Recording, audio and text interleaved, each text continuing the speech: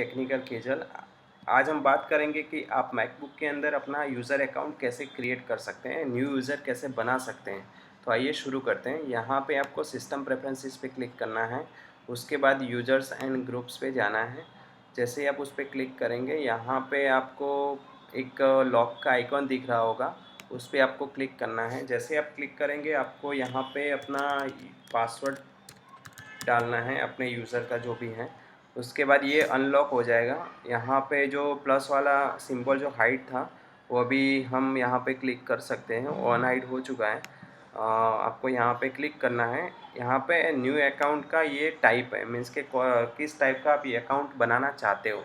तो यहाँ पे अभी मैं स्टैंडर्ड रख रहा हूँ, क्योंकि हम कोई भी दूसरे यूज़र जब क्रिएट करते हैं तो उसको हम फुल परमिशन नहीं देते हैं। ओनली एक एडमिन यूज़र होता है, मीन्स के जो भी सिस्टम को मैनेज करता है। और दूसरे जो अगर किसी को यूज़ करने हम सिस्टम देते हैं तो उसको स्टैंडर्ड यूज़र बना के देते हैं, जिससे कि वो लिमिटेड राइट्स रहे उसके पास, और वो सब मीन्स के उसकी प्रॉपर्टी सिस्टम की एक्सेस ना कर पाएँ। उसको जितना ज़रूरत है उतना ही वो एक्सेस कर पाएँ। तो इसके लिए बेसिकली हमें स्टैंडर्ड यूज़र ही रखना है अगर किसी और को हम सिस्टम देते हैं तो। और उसके बाद मीन्स के यहाँ पे आपको यूज़र का नेम टाइप करना है। मैं यहाँ पे पासवर्ड डाल देता हूँ।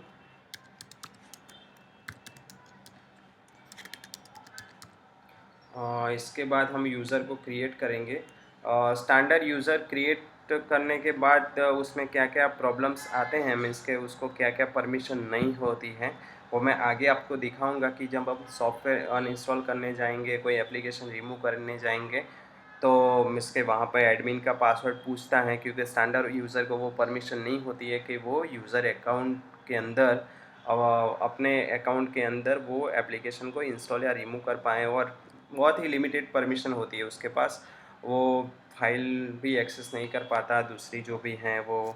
और उसके अलावा ड्राइव, एक्सटर्नल कोई ड्राइव है वो भी एक्सेस नहीं होती है। तो वो आगे मैं आपको दिखाऊंगा कि उसको किस तरह से इसके प्रॉब्लम फेस करना पड़ सकता है। लेकिन आप इतना ध्यान रखिए कि अगर आप किसी दूसरे को अगर अपना सिस्टम देते हैं तो मेक श्योर कि आप उसको अगर ज़रूरत नहीं है तो स्टैंडर्ड अकाउंट ही क्रिएट करके दें, तो जिससे कि क्या है कि आपका जो भी सिस्टम है वो सिक्योर रहेगा।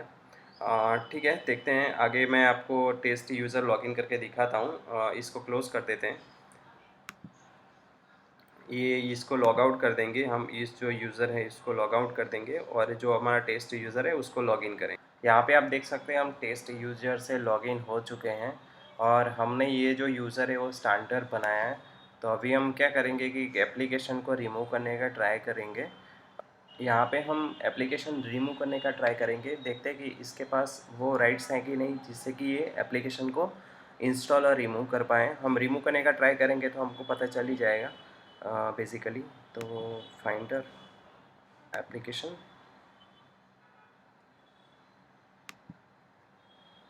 यहाँ पे एप्लीकेशन में यस, इसको रिमूव करने का ट्राई करते हैं। राइट क्लिक, मूव टू बिन। यहाँ पे देखो इसने एक प्रॉम्प्ट दे दिया कि आप यहाँ पे एडमिन का यूज़र नेम पासवर्ड डालिए, उसके बाद ही आप इसको रिमूव कर सकते हैं। इसका मतलब ये है कि अगर आप सिस्टम में कुछ चेंजेस करना चाहते हैं, एप्लीकेशन को इंस्टॉल करना चाहते हैं, रिमूव करना चाहते हैं, कुछ ऐसे सेटिंग्स है जो आप चेंज करना चाहते हो, तो आपको वहाँ पे अगर आपका यूज़र स्टैंडर्ड है तो एडमिनिस्ट्रेटर यूज़र नेम पासवर्ड की रिक्वायरमेंट रहेगी। तो आप इतना ध्यान रखिए कि अगर आपने स्टैंडर्ड यूज़र बनाया है तो आपको हर बार एडमिन का यूज़र नेम पासवर्ड डालना पड़ेगा जब आप कुछ चेंजेस करते हैं सिस्टम में। ठीक है, तो अब यहाँ पे मैं आपको ऐसा तो दिखा ही देता हूँ। ये मेरा एडमिन यूज़र है, एप्लीकेशन रिमूव हो गई। ओके, अगर आप दूसरी कोई ड्राइव के अंदर भी आप अगर कोई फ़ोल्डर भी बनाना चाहते हो ना, तो उसमें भी आपको दिक्कत आ सकती है। देखो यहाँ पे परमिशन ही नहीं है आपके पास कि आप इसके अंदर एंटर कर पाएँ। यहाँ पे भी आपके पास परमिशन नहीं है, मीन्स के परमिशन नहीं है कि आप दूसरी कोई ड्राइव एक्सेस कर पाएँ।